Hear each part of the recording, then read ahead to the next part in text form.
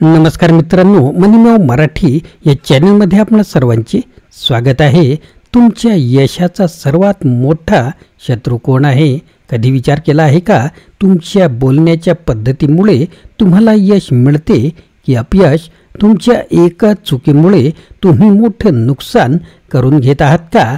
तुमच्या बोलण्यावरून लोक तुम्हाला विद्वान समजतात की बडबड्या?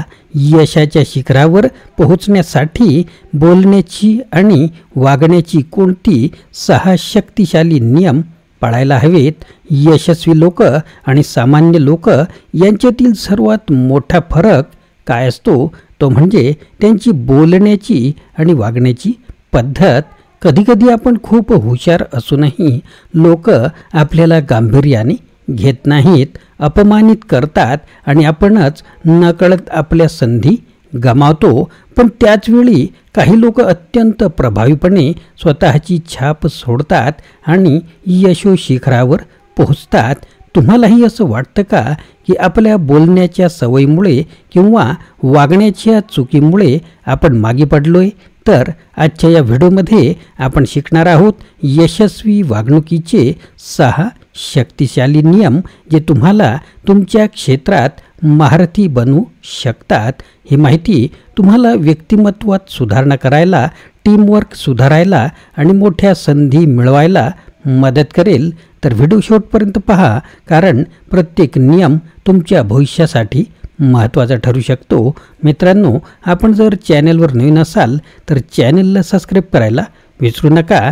सुरुवात करूया आजच्या या महत्त्वाच्या विषयाला. यशस्वी वागणुकीचे 6 शक्तिशाली नियम, यशोशिखर गाठण्यासाठी अनमोल मंत्र.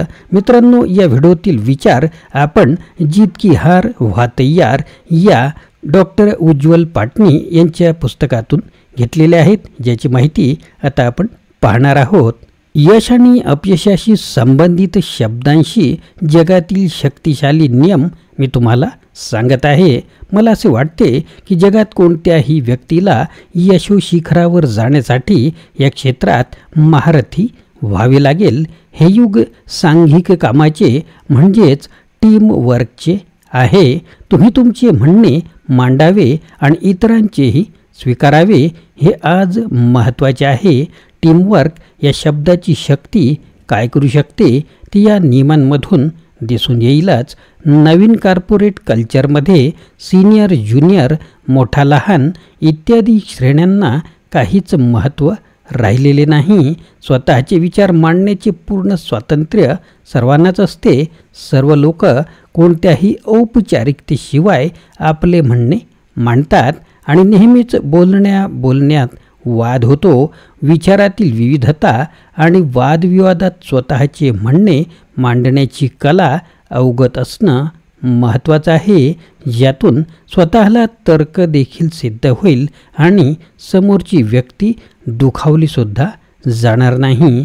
यशस्वी वागणुकीचे हे 6 शक्तिशाली नियम तुम्हाला इतरांसमोर वाद न घालता स्वतःचे म्हणणे मांडण्याचा मार्ग दाखवतील. मित्रांनो, या व्हिडिओत आपण 3 महत्त्वाचे नियम, महत्त्वाचे सूत्र पाहणार आहोत आणि बाकीचे जे 3 सूत्र आहेत ते आपण याच व्हिडिओच्या पार्ट 2 मध्ये पाहणार आहोत. पाहूया पहिला नियम, बोलण्यापूर्वी विचार करा. ऐकण्यासाठी ही गोष्ट खूपच सोपी वाटते. या उपदेशात नवीनते काय असे वाटते? मित्र हो, जगात बहुतांशी वाद आणि स्कॅन्डल्स हे भावनाविवश होऊन किंवा निष्काळजीपणे जे बोलू नये ते बोलण्यामुळे होत असतात. रागात असताना, वादात बोलताना किंवा थट्टेत शब्द पहिल्यांदा बाहेर पडतात आणि नंतर त्यावर आपण विचार करायला लागतो. ब्रिटनमधील रियालिटी शो बिग ब्रदरमध्ये भारतातील चित्रतारका शिल्पा शेट्टी वर आंशिक टीका करणाऱ्या जेड गुडीने एवढ्या भयंकर प्रतिक्रिया येतील असा स्वप्नातही विचार केला नसेल. जेड गुडी वंशवादी विचार करतही नसेल, पण काही शब्दांमुळे तिची प्रतिमा धुळीस मिळाली. जेड गुडी बुद्धिमान नाही काय? बोलण्यापूर्वी विचार करायला हवा हे तिला माहीत नाही काय? जगातील कोट्यावधी लोक बिग ब्रदर पाहत आहेत हे तिला माहीत नाही काय, तिला सर्व काही माहिती होते, परंतु तरीही चूक झाली. तोंडातून शब्द निघून गेले. ते आता कोणत्याही परिस्थितीत परत घेतले जाऊ शकत नाहीत. तर अलीकडेच ख्रिश्चनांचे सर्वोच्च धर्मगुरू पोप यांच्या एका विधानाला इस्लाम विरोधी मानण्यात आले. प्रकरण एवढे वाढले की पोप यांना खुलासा आणि माफीनामा जाहीर करावा लागला. यांच्या एका विधानावरून जगात दंगे भडकू शकतात, खून पडू शकतात, जातीय तणाव पसरू शकतात. हे पोप यांना माहिती नाही काय? पोप यांना सर्व काही माहिती होते, पण तोंडातून शब्द बाहेर पडले. तणाव पसरावा असे त्यांना वाटत नसेलही, पण इतर घटकांनी याचा फायदा घेतला.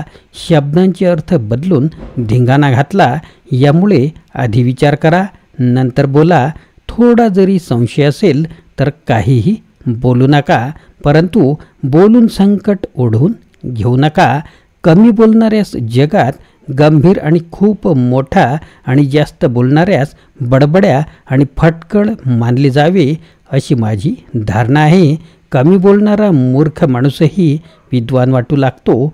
त्यामुळे मनात कडवटपणा असताना, आवेशात असताना हा नियम पाळणे फार महत्त्वाचे आहे.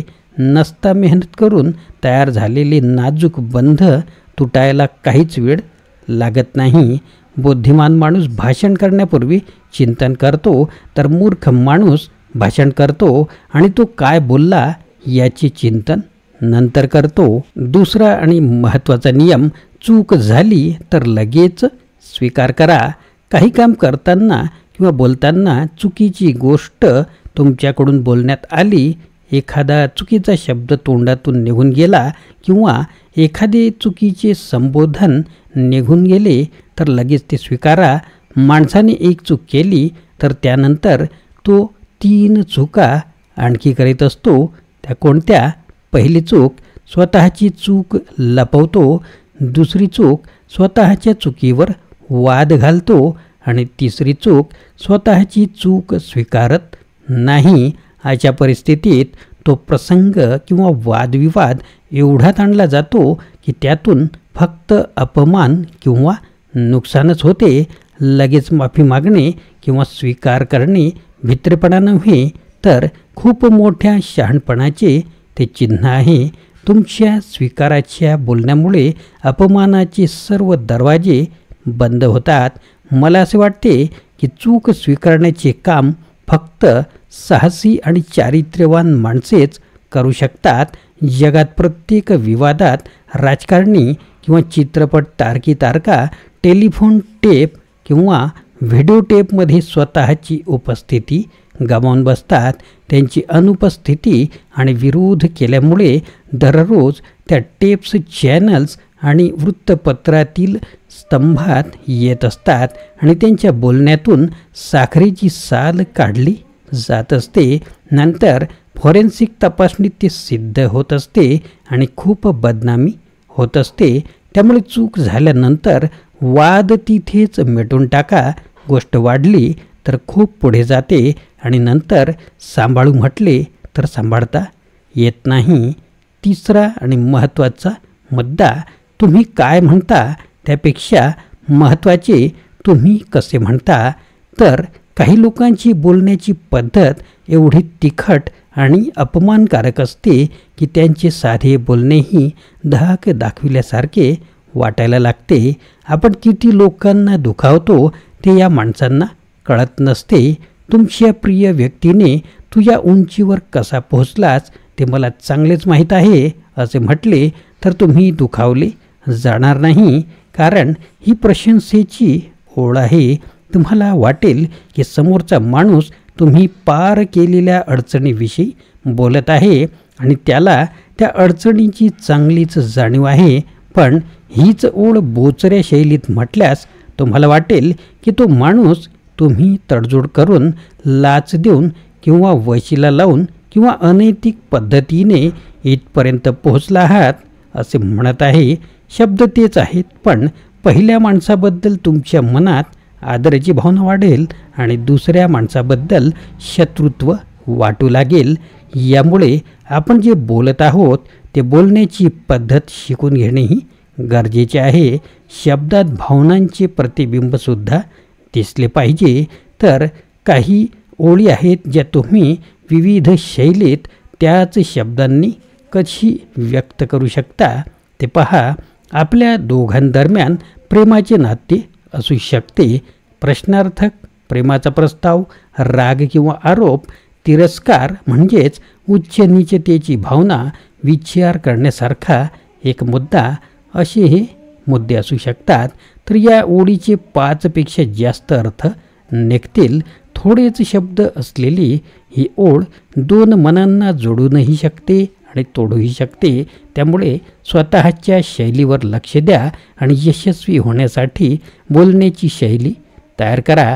मित्रांनो, पुढील भागात आपण पाहणार आहोत तर 3 कोणत्या अशा सवयी आहेत ज्या महत्त्वाच्या आहेत.